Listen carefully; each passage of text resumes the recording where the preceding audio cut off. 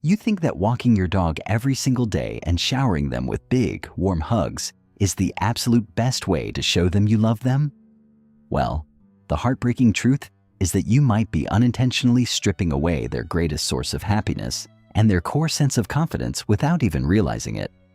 The real key to having a truly happy, fulfilled four-legged friend isn't actually about how much you pamper them or how many toys you buy. It's really about how much agency and choice you give them in their daily lives. Today, we aren't going to talk about the old school way of training an obedient dog who just follows orders. Instead, we're exploring how you can become an even more amazing pet parent by truly understanding and honoring their instinctive, natural language. If you really want to crack the code to your best friend's heart and build a bond that's deeper than you ever imagined, let's explore these 12 secret ways to say, "I love you," by truly empowering them. Before we dive into the first tip, if you're a devoted dog lover who wants to make sure you're giving your pup the absolute best life possible, go ahead and type the number 9 in the comments right now. This lets me know that you're right here with me, paying close attention, and it reminds us all that we aren't alone on this journey of learning and growth. Just a quick heads up, this video was created with the help of AI technology because we're passionate about sharing the most helpful, up-to-date knowledge with our pet community. Now let's get started with something that sounds very simple, but actually has a profound impact on how your dog sees the world. Have you ever noticed how your dog always wants to be in the same room as you? Whether you're living in a tiny, fast-paced apartment in the heart of New York City, or a big, quiet house with a yard in Austin, Texas, we as pet parents often have a specific idea of where our dogs should be. We might point to an expensive memory foam bed we just bought and expect them to stay there, or we might pat the sofa and insist they jump up to cuddle. But have you ever paused and wondered, why does my dog choose to lay on the hard floor in the hallway instead of that fancy bed? Or is forcing them to stay on the couch actually making them feel comfortable? Or is it just for me? Real empowerment starts by letting them choose their own oasis or sanctuary. When you let your dog, for instance, a naturally vigilant and observant German Shepherd who likes to keep an eye on things, choose to lie at your feet on the rug instead of being picked up and placed on a chair, you're sending a powerful silent signal. You're telling them, "I respect your choice and I trust your judgment." This kind of voluntary closeness, where the dog makes the decision to be near you, triggers a massive release of oxytocin in both of you. That's the same bonding hormone that connects a mother to her child, and it helps you both feel a deep sense of safety and belonging. And once you start respecting their physical space, you really have to start paying closer attention to how you touch them too. Many of us here in the States have this ingrained habit of patting a dog right on top of their head as a standard greeting. It feels natural to us, like a high five or a handshake. But did you know that for many dogs, a hand coming down from above can feel like a threat or an imposition rather than a sign of affection? It can actually be quite stressful for them. Instead of forcing those tight, human-style hugs that often make dogs feel trapped, try a different approach. Simply reach out your hand, stay low, and wait for them to decide if they want to approach you. What if they choose to lunge forward for a lick? Great. But what if they lunge back or just look away? That's their right, and respecting that refusal is actually the peak of empathy. Especially for sensitive souls, being asked for their consent before they're touched gives them a vital voice in your relationship. It tells them they aren't just an object to be petted, but a partner. By the way, don't forget to let me know in the comments which state or city you're watching from today, or just hit that like button if you're finding this helpful so we can reach more pet parents. Now let's talk about playtime, because every single dog is a unique individual with their own specific play language. You might have a goofy Labrador Retriever who would literally chase a tennis ball until the sun goes down, but you might also have a dog who couldn't care less about fetch and just wants to use their incredible nose to find hidden treats. Instead of making them play a game your way just because that's what you saw on TV, take a moment to really observe what they actually get excited about.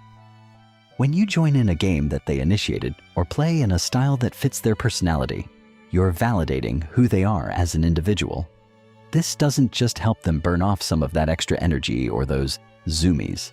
It builds a massive amount of confidence and an invisible, unbreakable bond of trust. Speaking of trust, your own voice is one of the most powerful tools you have for empowerment. You've probably heard people joke about baby talk, but research at some of the top universities in the US has actually shown that high-pitched, slow, and rhythmic speech, what experts call dog-directed speech, really does help dogs feel safer and more engaged. When you use this kind of melody in your voice, you're creating a warm, cozy, emotional environment for them. Your dog isn't just listening to the specific words you say. They are feeling the fact that they are your number one priority in that moment. You're giving them the right to feel like the absolute center of your universe, rather than just being background noise in your busy life. But empowerment also means giving them the right to have a quiet place to hide when the world just gets a little bit too loud or overwhelming. In our American dog culture, crate training is a very common and useful tool, but the key is to make that space a privilege and a sanctuary, never a place for punishment. When your dog feels stressed by a loud thunderstorm, the mailman ringing the doorbell, or a house full of holiday guests, letting them retreat to their safe spot without being followed or disturbed is a sign of absolute respect. Don't try to drag them out just to make them say hi to your friends. Protecting their right to peace and quiet helps them become much more balanced, calm, and confident dogs in the long run. If you're finding these insights into your dog's mind helpful, please take a second to share this video with a friend or subscribe to the channel so you never miss out on the latest secrets about dog psychology. Another huge way to empower your pup is by letting them explore the world through their strongest sense, their nose. Imagine if you went for a beautiful walk through Central Park or a scenic trail in the Pacific Northwest, but you were blindfolded the entire time and someone just kept dragging you along by the arm. That's exactly what it feels like for a dog who is never allowed to stop and sniff during their walks. Try going on what we call a sniffari. This is a special kind of walk where your dog, especially a scent-driven breed like a curious Labrador, is the one who gets to lead the way. Letting them stop and intensely investigate a single tree trunk or a patch of grass for 2 or 3 minutes might feel slow to you, but for them, it's like reading the morning news. This simple act of giving them agency and freedom actually lowers their heart rate and significantly reduces stress hormones like cortisol. It's mental enrichment at its finest. Finally, the ultimate way to empower your dog is to bring them into your family's daily ecosystem as completely and naturally as possible.